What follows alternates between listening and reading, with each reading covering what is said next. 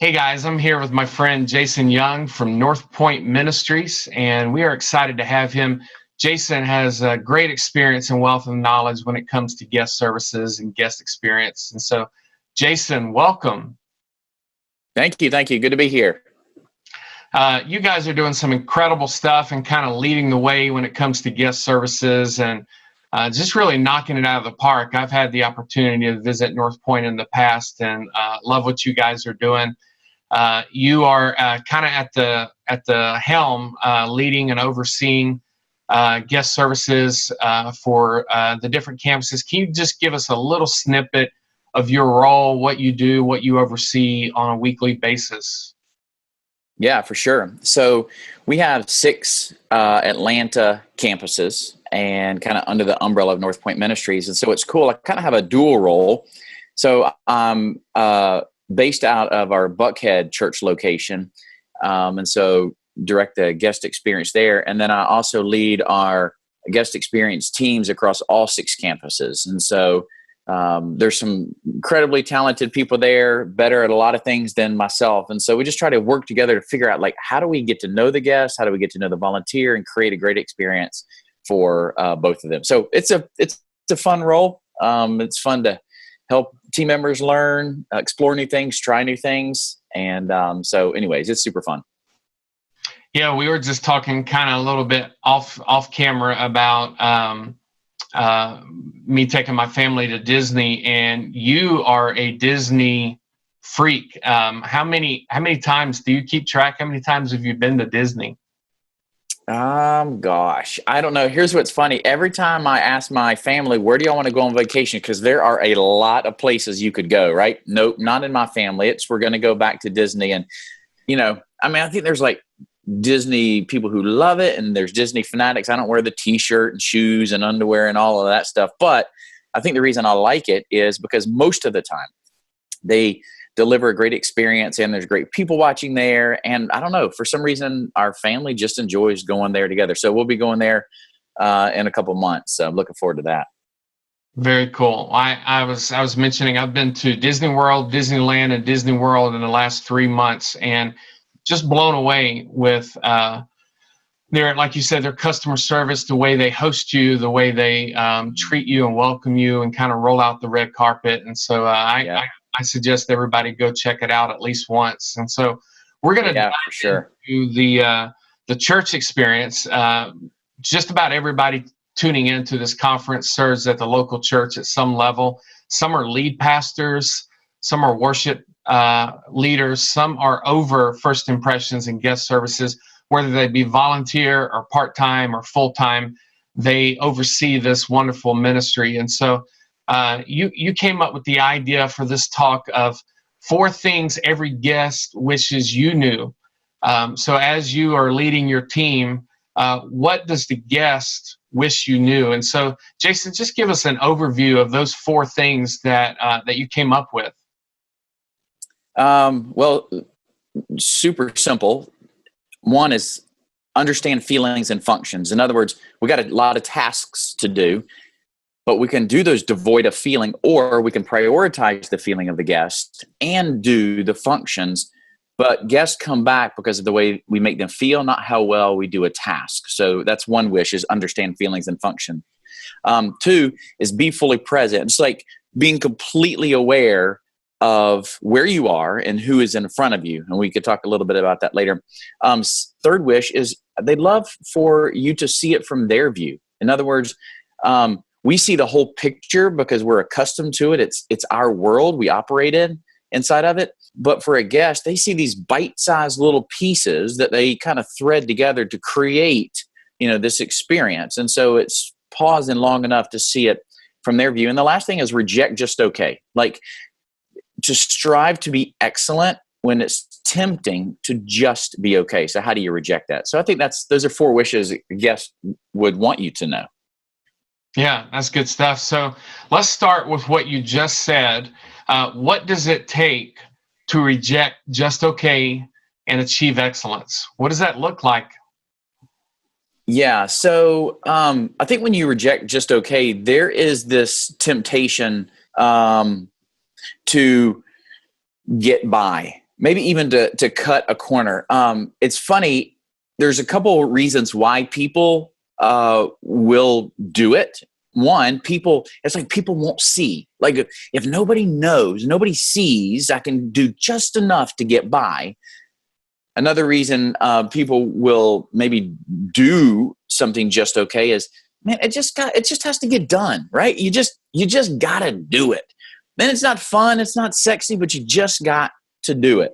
And so you can get just okay if you hang in that area. Another one is if you don't feel the burden for it. Like it's not a big burden for me. So it's been said, if you don't feel a burden for it, then you can't take any responsibility for it. And so you have to kind of own that, or else you're going to deliver just okay.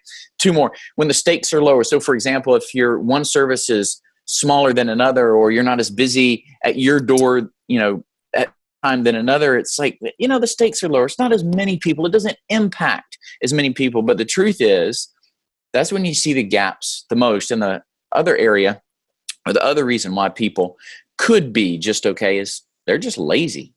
And you can easily fall into that and just getting by and just lazy. I don't feel like it. And so the thing is really getting after excellence. Like it's doing the best you can all the time, even when nobody is looking. And so it's trying to model that. It's trying to figure out, what does excellence look like for this role and in this area? And, and so you begin to think about it, because look, when you open your doors to a guest, for a guest, you give up your right not to be excellent.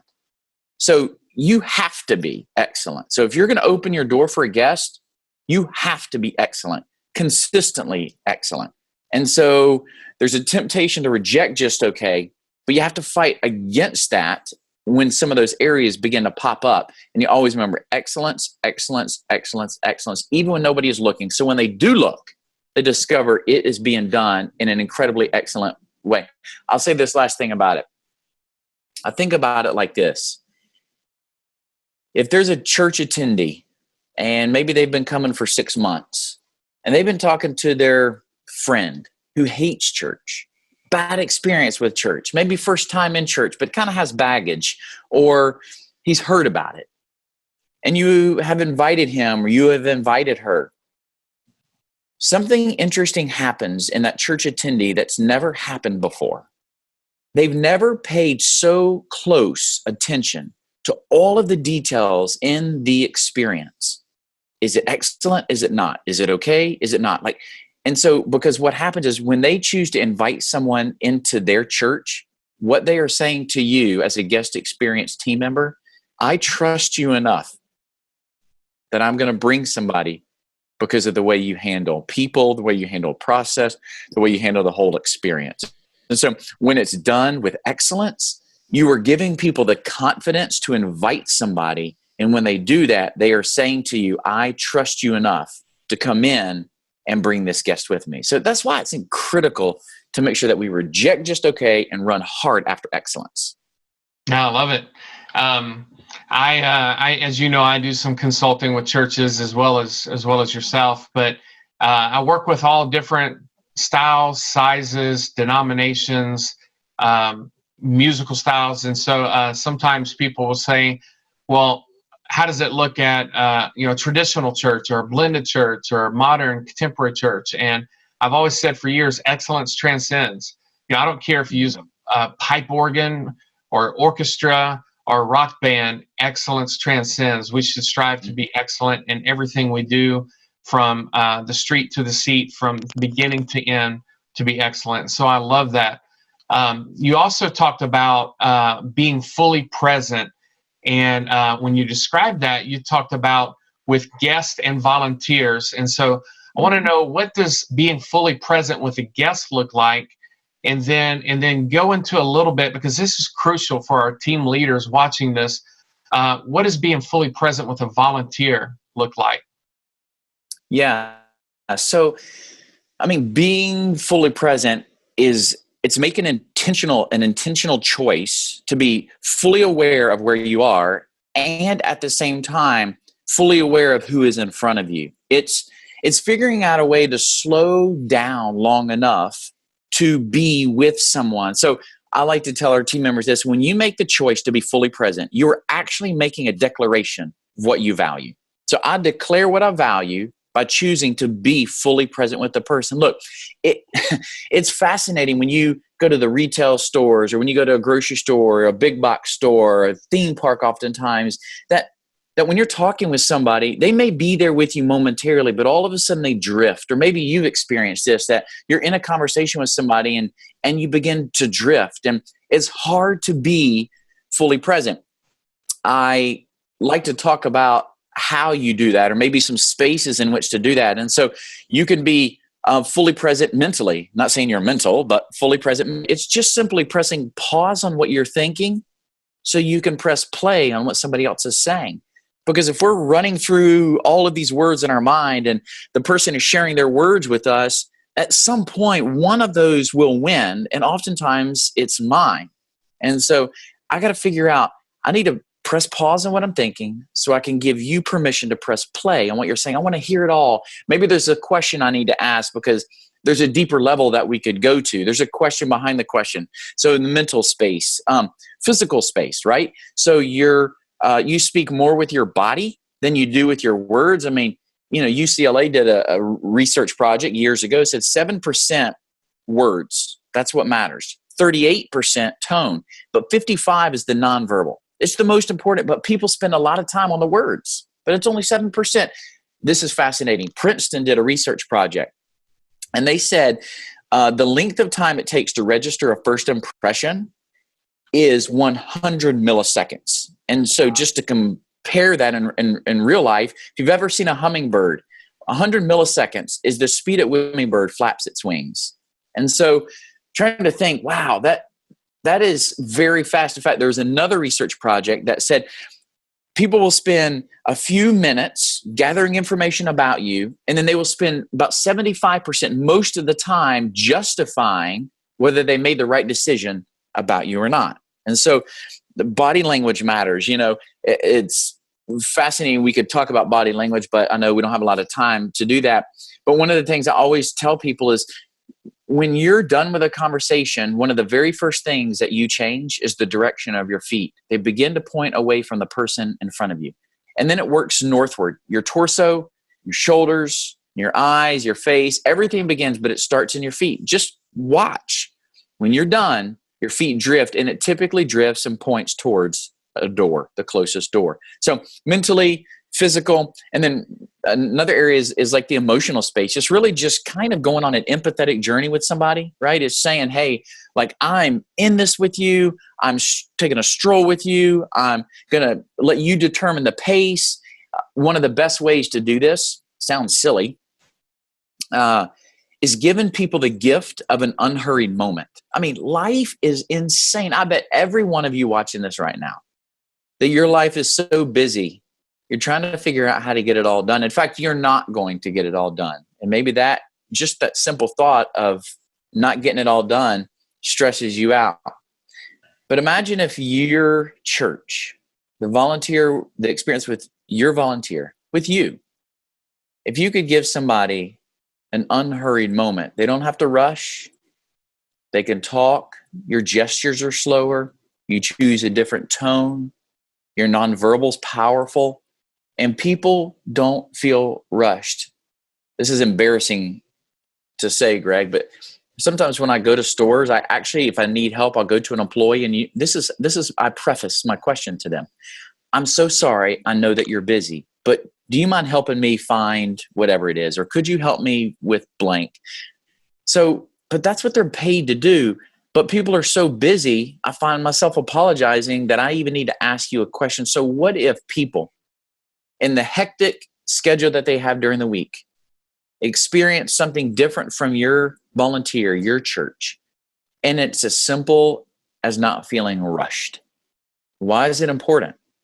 Because that is meaningful to somebody, and that eventually becomes memorable to somebody, and that eventually helps people make a decision where to come back to, because it feels distinct. It feels different. And then the last area about being fully present is spiritually. It's knowing you, but also knowing the people around you, your team members. that God's put each of you there for a reason. And when you choose to fully embrace why God has put you there, even though it may seem ambiguous, but you know he wants you there and you operate out of that, you interact with people differently. You respond differently. You listen differently. You pray differently. But being fully present, it's a challenge. Actually, sometimes it's just inconvenient.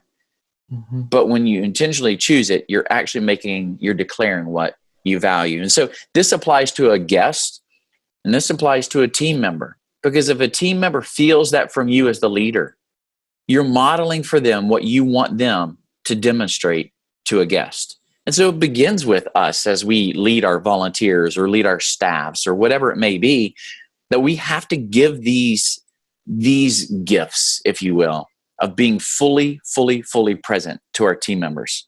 Because then they're like, that's what it looks like. That's even more important. That's what it feels like.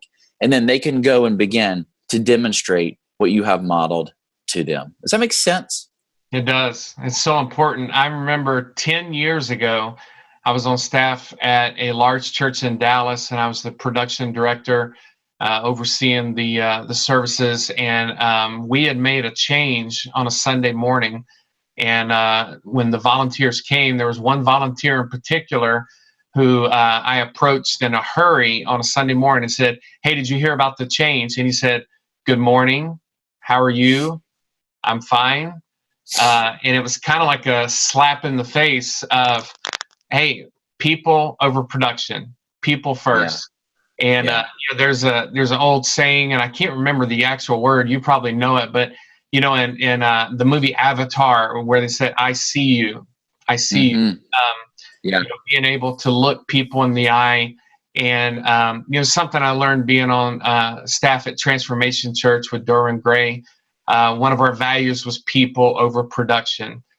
Being able to take the time with a volunteer and let them know that we care for them, we appreciate them, and care for them, like you said, spiritually and as a person, and not just for their task, not just for what they bring to the team. And so now you had a thing you talked about, seeing from my view, thinking scene by scene.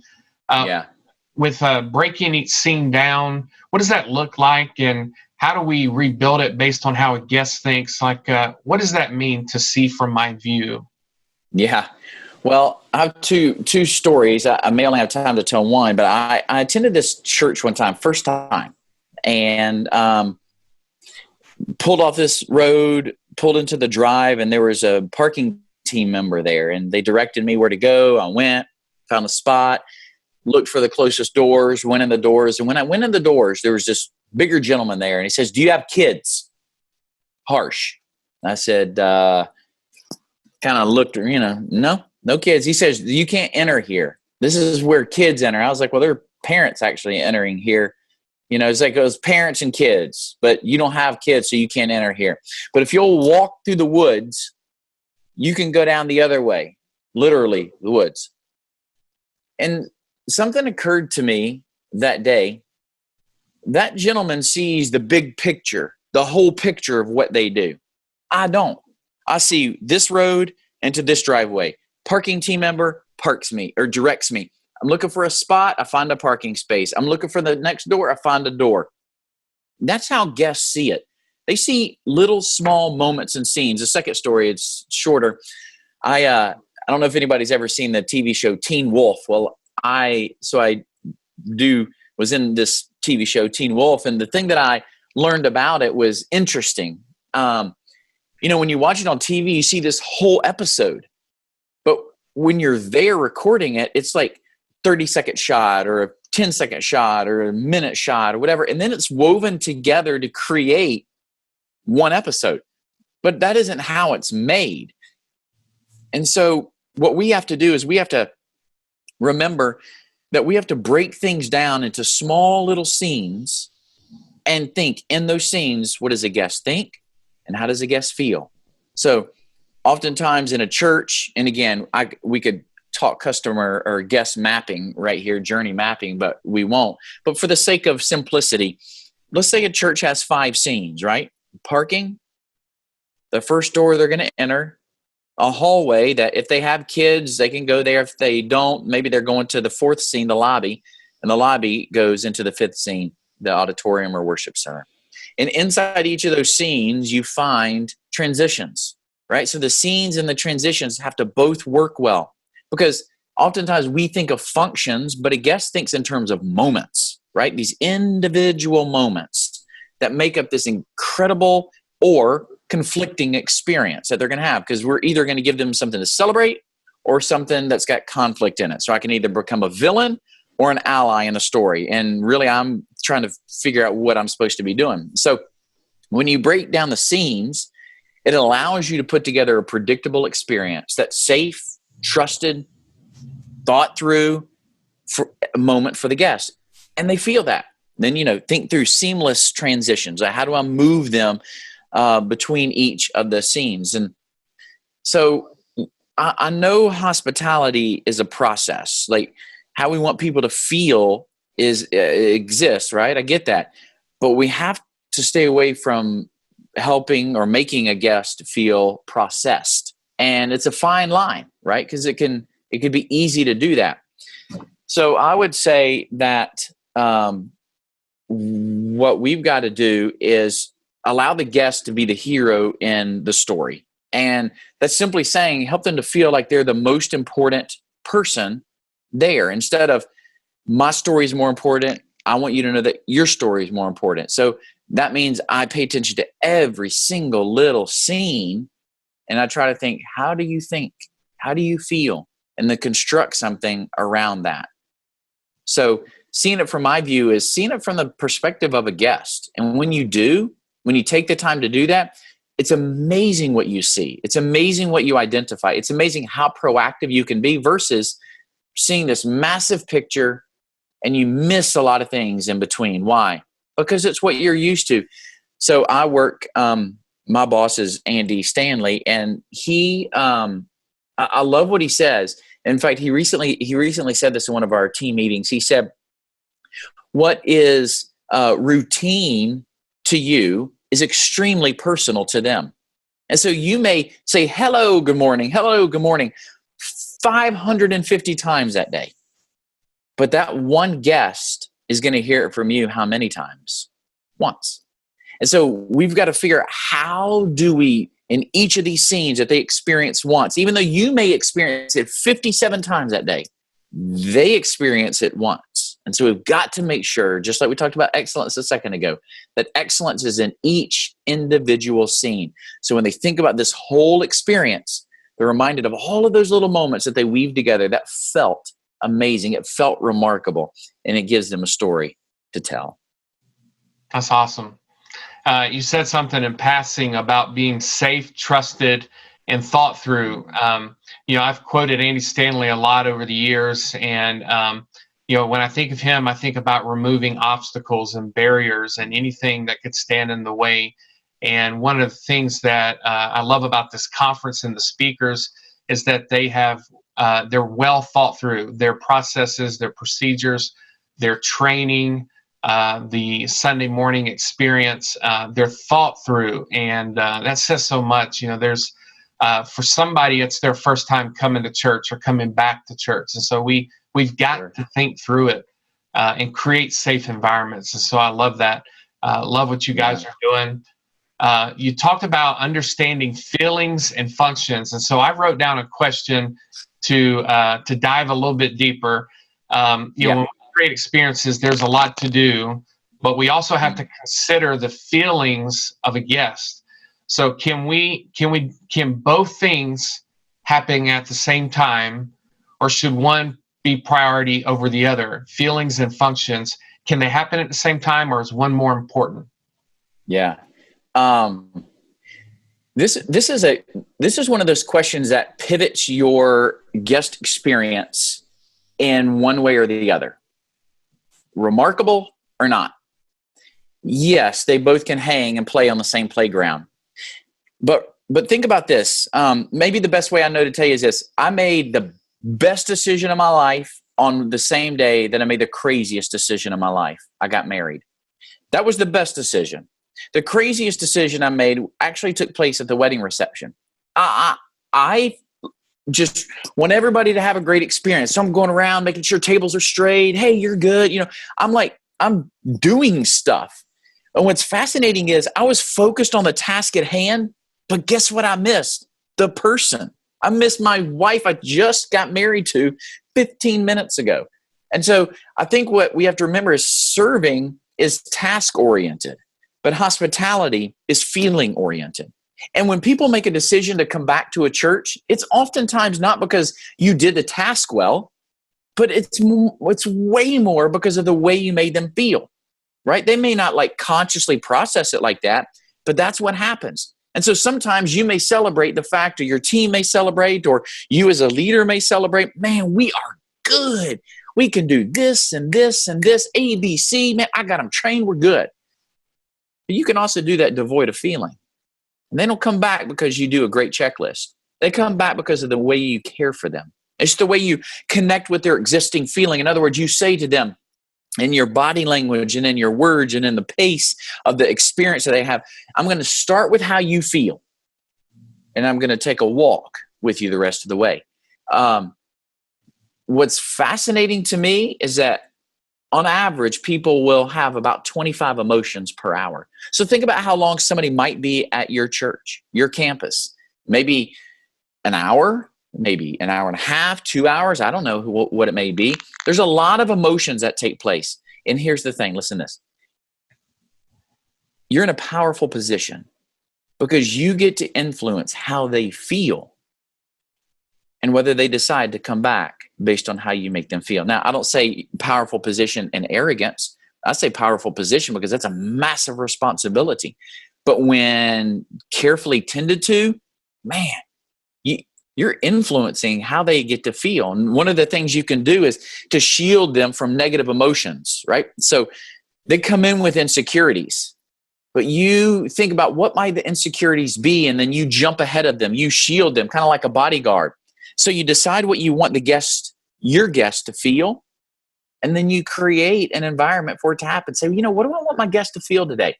And it doesn't mean you have to get a unanimous decision. So for me, this is Jason speaking. Every single Sunday, every single Saturday, every single Friday, doesn't matter. It does not matter what day of the week. It doesn't matter your position. If you encounter guests, you are in the business of being in the guest experience. And here's my statement for me that I think about every single interaction. How can I elevate the dignity of this guest? How can I elevate the dignity? How can I promote and raise up the worth? So when they walk away from me, I tend to ask a lot of people this question. How do you want somebody to feel after they interact with you? Well, man, I hope they feel, well, there's no hoping about it. You decide on the front end. I want them to feel encouraged, inspired, cared for, loved, whatever it may be. And then you create a moment for that to happen. Maybe I want people to feel at home, right? So become a creator of home and this space that you're responsible for. So you got to do the tasks. They got to get done. If not, the whole system falls apart, right? The wheels fall off the bike.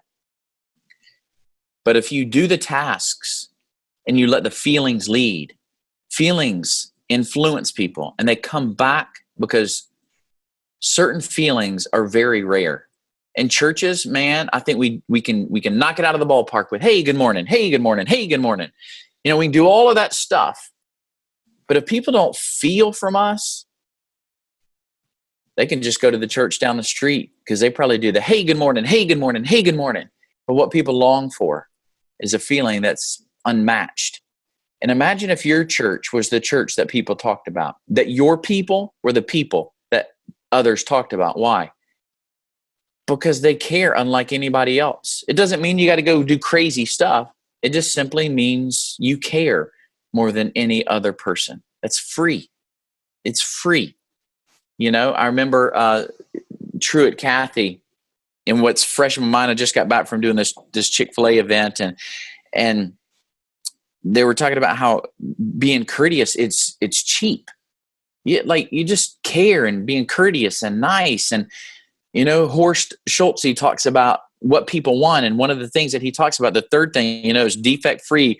They want it in a timely fashion. But the third thing is to be nice.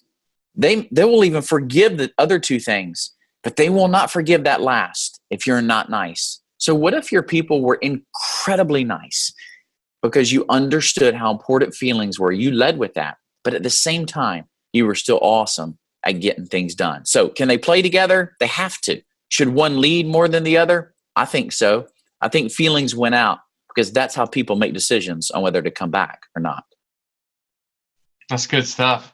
I want to kind of put you on the spot with a question that Sure. I get a lot. You and I, you talked about, dignity and honor and caring. These are biblical concepts. The Bible from beginning to end talks about showing and practicing hospitality. However, when we bring up, because we're in a Facebook group together and we talk about first impressions a lot and guest services. When people hear the name guest services, some people get upset. When they hear us bring up Chick-fil-A or Disney or Starbucks, people will get upset.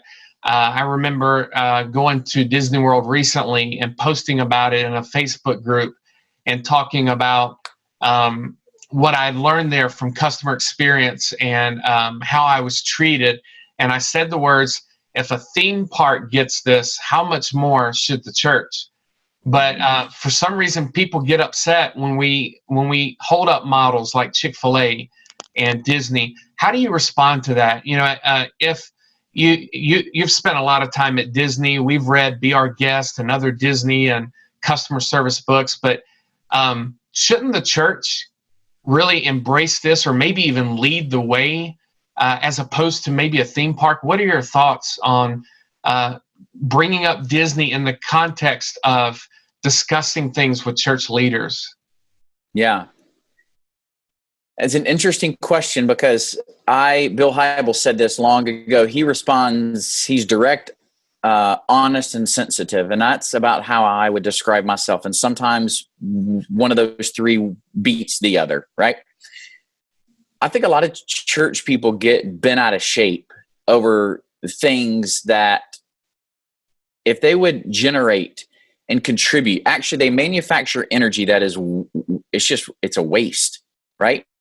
And if we could get people to spend that energy creating experiences that matter to people, it doesn't mean because you look at Chick-fil-A or Disney or Amazon or Zappos or Ritz-Carlton or what Danny Meyer does, as a restaurateur and all of these different spaces, or John DeJulius with his salons, like these different people, right? We can learn things from them. It doesn't mean you're being secular, or it doesn't mean you're trying to be like the world, which people have come at me pretty hard about that. It's, what are they doing? Because guess what? People are coming back to their stores. They're coming back. And the very thing that a lot of times churches complain about is they cannot get people to come back. So I cannot understand why people would complain about trying to take a peek into an organization when people are masterful at getting people to come back, when it's the very thing that a church is complaining about. So I don't have a lot of sympathy for that. What I do think great leaders do is they ask the question, what would a great leader do? And a great leader asks great questions. A great leader explores many, many options, many different disciplines, many different areas, churches, businesses, whatever it may be. And they bring back some top lessons and they contextualize it, right? It's a lot of work. It is not convenient, but it is powerful. So I will say this. There are things that we can learn from companies, but I will also say this. The church should be the leader in creating the most remarkable, memorable, and meaningful moments. Why? Because we have the greatest servant of all. But you know why we don't? It's because we get so process-oriented.